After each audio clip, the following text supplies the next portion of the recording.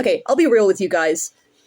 Karan Katiyar from Bloodywood did a track breakdown, and it was the coolest thing ever. And I'm like, this is so cool. I should do this. I just wanted to see if this is fun and interesting. Actually, you know what? Even if nobody else is interested in this, I'm gonna see if I find it fun. And if I find it fun, I'll do more. And then you'll just have to put up with this. But for those who don't know, hi. I just almost knocked my coffee over. Don't worry about that. I'm Taka. This is my channel, Echopraxian. So I thought I'd do a track breakdown of the Doctor Who theme cover that I did for the History Between Us audiobook, which is an audiobook of a fanzine. The fanzine's awesome. If you did not catch it, you can still get the audiobook on Big Cartel. I'll put a link in the description, hopefully, and I'll hopefully put a video, maybe here or here. I don't know which way I'm going to be pointing. This way, I think. Okay, there should be a video here that says, with the original music, if you haven't heard the track originally. The interesting thing about the way I write music is I'm basically doing a digital version of how Delia Derbyshire did the original Doctor Who theme,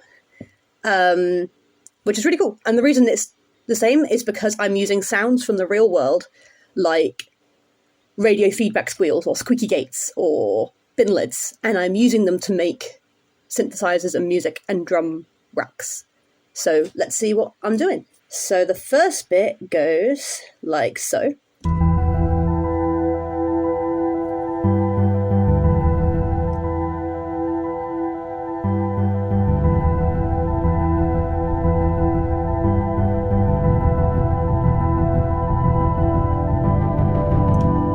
So let's break that down. So I've got, as you can see, we've got like 4 tracks in here.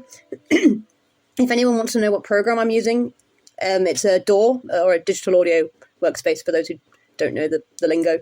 So it's a DAW called Traction Waveform. It is the free version of Traction Waveform because I'm cheap. But actually, considering it's free, it's decent. I like to say it's terrible, but that's because I affectionately call every music program I work with terrible because they always drive me nuts. But it's actually pretty decent. If you want to get into writing digital, like electronic music, there's no reason why you can't use this. However, I could not tell you anything about the synthesizers that are like built into this program because I don't use any of them, because I use my own synthesizers using a sampler called Grace by One Small Clue. Now, this is the one thing I will never diss because this is fantastic and also free. Because again, I'm cheap. So the what I've got here on the first sound is actually a recording. So you can see the sample is like just here. So this sample is me humming in the basement of the castle that I work at. Has a nice acoustic. But as you can see, I've got like attack, decay, sustain, release filters. I've got other filters I can throw in. I can loop it. Again, all this stuff I can explain in more detail. If people are interested, I can explain how synths work and how I do sample stuff. I might do that anyway. It sounds fun. But what I've done, I hummed a middle C, and then I keyed it to the little keyboard here so that it's on a C. And then the rest of the notes around it, I'm going to get every single note on the scale. So it's kind of now plays like an instrument, which is really handy because then I can do whatever I want with it. So if I solo the track, you can hear it's the hum, but it's because of it's like sampled, it kind of makes it sound like it. If I played the original sample, it would sound, that's the wrong tab. Sorry guys, y'all getting my screen recording, audio recording. So this is just me humming. In fact, I could probably get the original sample, which is, this is my sample pack if anybody wants to know. There's so many things in here. There you go. So now that sounds like me humming, but because I've taken it from like a different place in the sample, like it's like part way through, it doesn't have that initial like attack of the sound. And that's like one of my favorite ways for like kind of hiding what I'm actually using. But sometimes you can like take samples from anywhere in the sample and you'll get completely different sounds. So I can get like multiple synths out of one sample. Especially good for like, I have like a squeaky door that I've used recently, and it's amazing. It's like a mine of samples, because if I can take it from like 3 or 4 different sections and it sounds like a completely different sound, awesome. So anyway, so there's that one. And then beneath it, we've got, which is actually, so there's a, when I was starting out writing this piece, I really wanted to do, something that wasn't like just exactly the same as like Murray Gold or Sega Decanola, or Delia Derbyshire. I wanted to do something like my own thing. And I looked at a lot of YouTube. There's lots of fan versions of the theme on YouTube. And there was a couple that I really, really liked. There was one for like a fan, like 8th Doctor concept for like an 8th Doctor Time War series. And they did like a theme for that, and it was so good, and it had this really eerie thing at the start, and I really liked the idea of that, so I kind of like was inspired by that. I'll put it in the description because it's awesome. Everybody should listen to it. So I had this idea of this like eerie start, and that's what this is. Fun fact, if you've listened to the entirety of the soundtrack for the History Between Us, if you've listened to the Electropolis soundtrack, there's a bit when the Doctor goes into like this 1920s Berlin bar, and there's like jazz playing. The jazz is not mine, note. But underneath the jazz, you get this, and it's meant to be like the master's in the lights. He's like turned into electricity, and he's just there, and he's like buzzing. So I used exactly the same notes. Like I literally just copy pasted it in, because Murray Gold can copy paste, so why can't I? But that sound, believe it or not, is my tap, because my tap no longer makes funny noises because the plumber came in and fixed it, but it used to sound like this, which is not good. Taps should not sound like this, but they make great synthesizers when they do. So, like, I was like, nobody fix the tap. It sounds fantastic. The problem with that sample is that because it's got this, because it's the tap is dripping in the sample, so you've got this really high frequency split. That's a technical term in the sample, and the problem is when I'm using the sample the way I'm doing it, like I'm basically repeating the sound at different like frequencies all over the place. So then you suddenly get this really high frequency sound repeating itself, and it kind of sounds really annoying. So when I first started using this sample, I didn't realize that I was doing that. I didn't even notice it until I got the first track of my album mix. Hopefully, album will come out soon. We hope. And I was like, the mix engineer was like, "What is that noise?" And I was like, "Oh, I know what that is now, because now I did the whole Taphonomia soundtrack, and the tap was everywhere, and I realized then that I had a problem." And I was like, "Oh yeah, that's the tap. I didn't have a frequency filter on it then, but I do now." So on this bit here, you can see we've got the filter there, and it's a low pass filter. So basically it's only letting the lower frequencies pass through. The higher frequencies get cut off, so you can't hear them. And believe it or not, even though that tap squeal, it's an F sharp, if you wondered.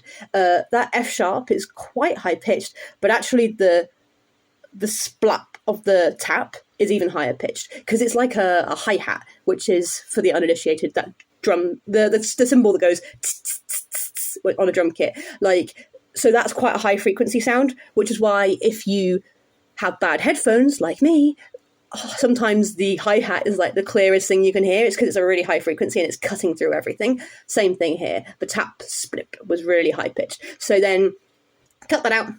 No problem. It's gone. And it means you get this really nice sound.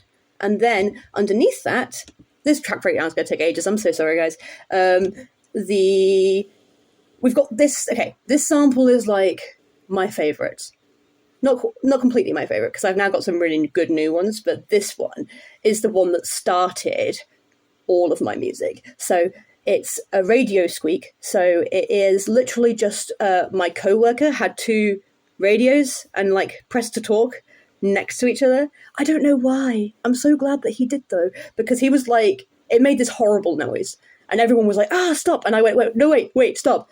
let me get my phone out and record you doing that again, much to everyone's despair. But what he actually did was he pressed them and then he went like that with them, and you can see the effect of that in the sound waves. Like, you can see it's got this wah wah sound, and like there are ways that you can get like electronic synthesizers that are built into the computers, like you can get them to do that with the oscillators. Like you can give them like a movement, sense of movement in the sounds, but that was like built into this sample. So I was like, I didn't have to do anything, it was there, which was awesome.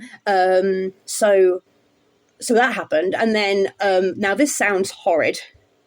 I wonder if I can play it without like it sounding really horrible. I do kind of want you to hear it because it's awful and it's kind of fun. I get a bit of perverse pleasure out of playing this sound to people. I'm like, I can make this sound pretty. Yeah.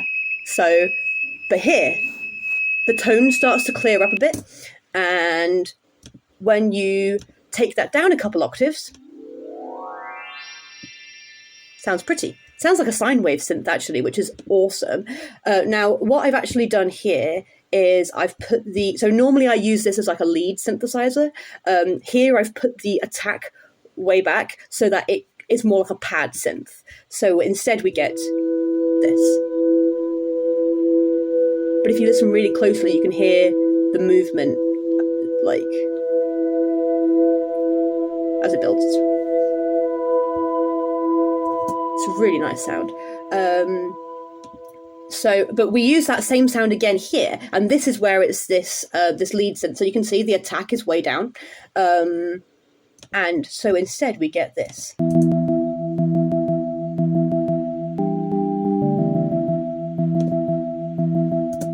So yeah, and then the last thing in this like first 20 seconds of audio. I'm so sorry, guys. Is the drum kit, which isn't really a drum kit. It's actually, I think it's like a tub of. I don't know if anyone else work in customer service and cleaning and have like those massive rolls of blue roll. It's one of those, and I literally went thump with it on the counter of the toilets in like the sink, not the actual toilet, like the sink area of the toilets in the castle I work at. It was a really quiet, rainy day, guys. I recorded so many samples on the same day at the castle because there was no one there. So anyway, you get this wonderful. Oh no, that's. Wait, hang on a minute. Okay, there's two samples here. We've got the bin lid, which I just played, and then the blue roll. And then, okay, no, this is the bin lid. Okay, the bin lid's great because it kind of sounds like a snare drum. I actually, in the process of doing the audiobook, managed to find a way to make it sound more like a snare drum. I got some rustling leaves. Actually, a kid recorded some rustling leaves for me for another project. That's a whole other story. But anyway, I was like, wait, I can make it sound much more buzzy and get that like raz from, I can't think of the right word, but you know what I mean, from a snare drum. With this, that bin lid sounds pretty good for a bin lid, snare-wise. But having the rustling leaves underneath, mwah, perfect. So that really works. So then I just take the blue roll. So that is the blue roll. But then I just tune it, like, because if it's like not just the one sample, I've got it tuned down, which doesn't really make a difference for, like, in terms of like melody, because obviously it's a percussive instrument, but it makes just get a deeper, bassier sound, which is great for a bass drum, because it's really hard. I found it really difficult to find a bass drum that, or an equivalent that sounds actually like a bass drum, like naturally. But tuning it down, it sounds like a bass drum. So I've got that, and I've got. So then what happens is we get, if I solo this guy, we get. I don't know how well that's coming over, but then. You can see all the little squares. And so then you can sort of like build things up by having like the multiple tones in. And so like when I first started writing this music, I was always trying to like mimic a drum kit. And now I kind of ended up mimicking like a bunch of people with a ton of cool big drums. And it sounds much more, I don't know. I just like it. So there's a couple of other tracks that will, again, hopefully be on the album that will hopefully come out in the foreseeable future. There's a few stuff where it's like really cool, like drumming, and it sounds like a bunch of people playing djembes. It's awesome. Anyway, then we have the next section, which is when everything comes in.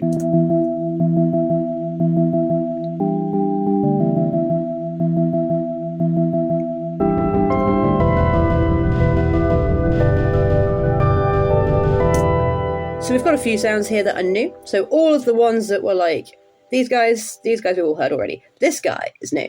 So this is my gate. So this is the gate at work. Massive big iron castle gate. Really, really needed its hinges oiling. And I was like, to everybody, nobody oil this until I've recorded it. This happens semi-regularly. Everyone's like, oh, we need to fix this. And I'm like, no, don't fix it. I need that. I recorded this gate like 5 times. I did not need to record it 5 times, but I did. But this is another horrible one. Sorry in advance. But everybody wins. No one likes that one. But the second sample is a bit clearer. There we go. So the thing with that first one is that, so this one here, it's got this like turn at the end. That's this really metallic turn. And when I first recorded it, I was like, oh, that means I can't use that one. I'll just have to use the second one, which is what I do. However, I then realized that actually if I wanted to write really eerie, ominous music or have this really weird effect, that sounds fantastic. Having that little turn at the end is really cool. So I overused that in the Taphonomia soundtrack. So if you listen to that, you'll hear this guy constantly. But anyway, I now am like enjoying more leaning into like the flaws and the imperfections in samples. At this point, I was like more trying to get a really clear sound, and now I'm like, I love it when it sounds weird. So we stand more experimental stuff. But at this particular point, I was like, no, I want a clear sound. So therefore, I went with this guy, who is a lot clearer, and sounds like this. He's a great lead synth.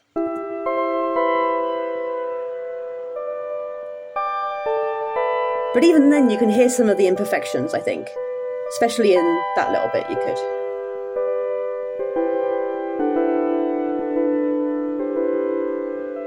Got a little counter melody there to take us into the middle 8, which is everyone's favourite bit of the Doctor Who theme, and not just mine. Everybody loves the middle 8. We've also got this other sample, which is an alarm at the castle. It's got a bit of reverb on here, but that gives you the idea. But I've actually very rarely used this sound. I think this was the first time I actually used it, because it sounds like a square wave synth. So most of my sounds that I tend to prefer, I like sine waves more, and then I like triangle waves a bit. When it comes to like square and saw, it's a bit harsh, so I tend to avoid those more. But I do like this guy. In this context, he added a lot, so... And this guy was like, so this particular like triplet melody. So when I first attempted to write a cover of a Doctor Who theme in an older program called Audio Sauna, which has died in the Flash apocalypse.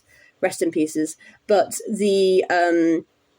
actually you can hear the version that I wrote because it's the 8-bit version on the History Between Us soundtrack.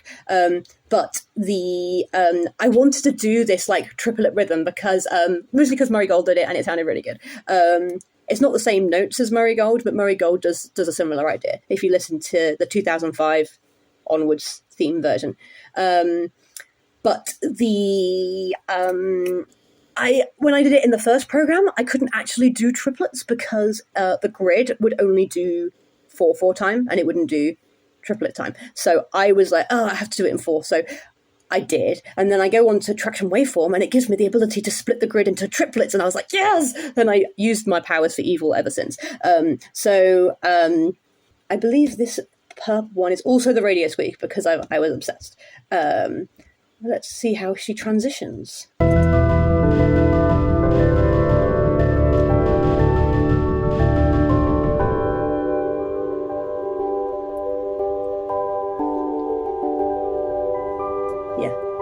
So I really wanted like to have this like big bombastic like main theme section, and then it drops down to real quiet. I really like that. I think because I just really love the middle eight, and I really wanted to give it a chance to make. I think sometimes the middle eight people are like, they listen to like the main theme a lot because obviously it's the introduction to every episode, but like that cuts off at the end of this bit where we just stopped. So then when it gets into the middle eight, that's only usually in the after credits. So I feel like most people sometimes, well, I don't know. I think a lot of people don't even know it's there. And so sometimes I just sort of wanted it to be a part of the piece where people sit up and go, oh, because it suddenly changed. And I really wanted to call attention to that, but I needed the first bit to be like loud and exciting. So then it suddenly drops down.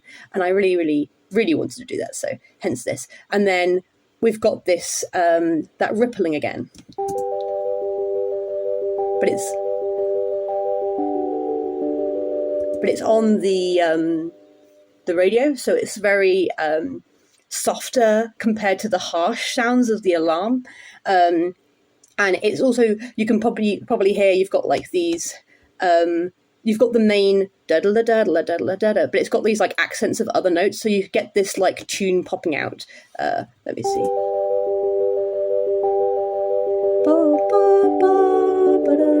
Sort of like that. But it's harmonized to the actual melody.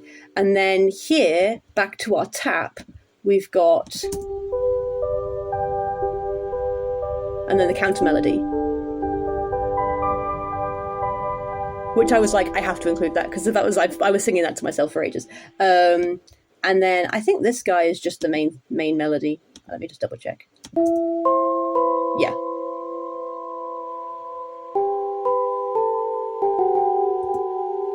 And you get the idea of that section. Not much more to say there.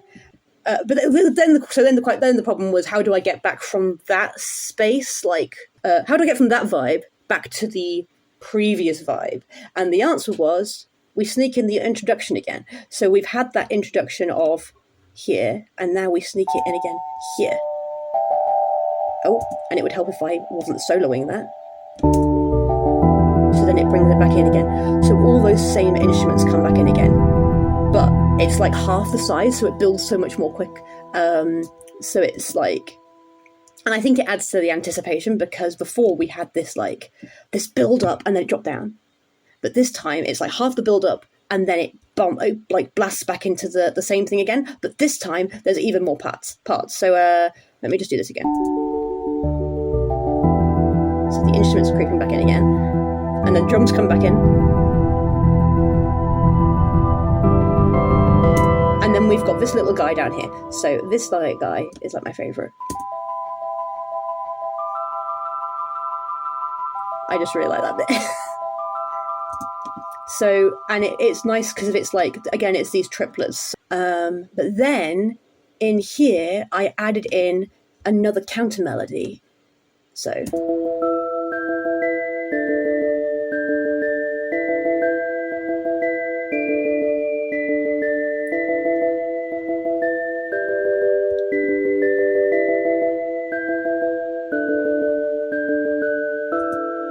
It's just a little thing, and I wonder, I hope it doesn't get lost too much. I don't think it gets lost too much in the whole sound, but I think it is quite, I'm just a sucker for a counter melody. I just love them. So you can hear it coming out there now.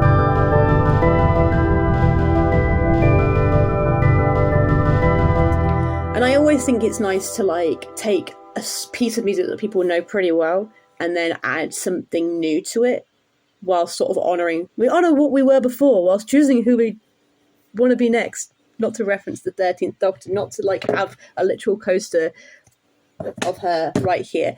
Don't worry about it. Last section.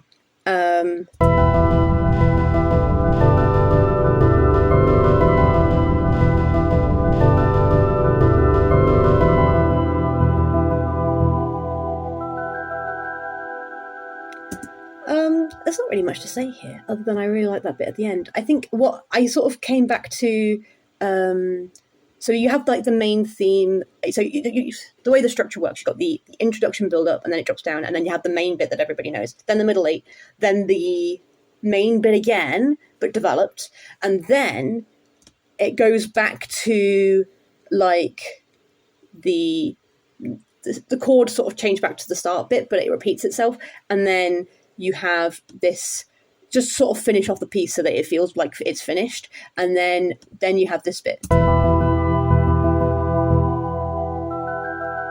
So then I've got this guy drops out. This guy has a bit, and then it's still got that rhythmic da da da da da da da da, because you couldn't have this theme without that.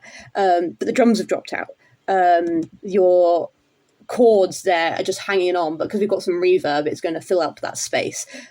Same here with this guy, and also the I think it's just, yeah, no, it just hangs on, yeah. So you've got all this rhythm, and then suddenly the only real rhythmic parts are you've got this bit at the top here, which drops out. Then you've got all of these guys hanging on, and then you've got this guy, which is just a simplified version of, actually, it's not even that. The parts are the same. So rather than having this da-ga-da-da-ga-da-da-ga-da-da-ga-da, suddenly...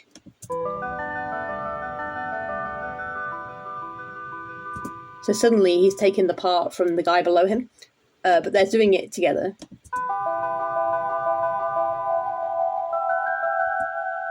And I just like that ending because it's almost unresolved. It is unresolved. It's like, I don't know, it calls back to the eeriness from the start where you've got this building tension, and then it sort of leaves itself like hanging in the air, but because you've got all that reverb, it doesn't like feel like a sudden cut off. It's like ringing, and I've kind of like, I don't know, Doctor Who as a show is like, it's very like fun and bombastic and silly and joyful in places, but it's also can be really dark and really mysterious and really like I don't know, it can have very eerie moments, and I like that. So I'm kind of like, in this I was kind of like trying to call back to like all of it, like the exciting fun stuff and then the like quieter moments, and so then you just have this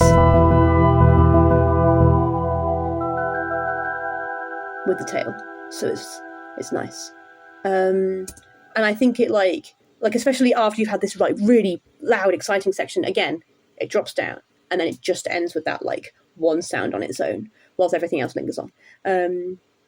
So yeah, there we go. That was a whole 30 minutes. I might cut this up. But hope you enjoyed. If you find that interesting, let me know. If you want me to talk about how I make my synthesizers, let me know. I can talk about attack, sustain, decay, and release for like 5 minutes if you want. And I don't know, just hope you enjoyed this, and I'll probably do some more and hopefully ramble for less. But yeah, take care of yourselves. Hope that you're all having a lovely day.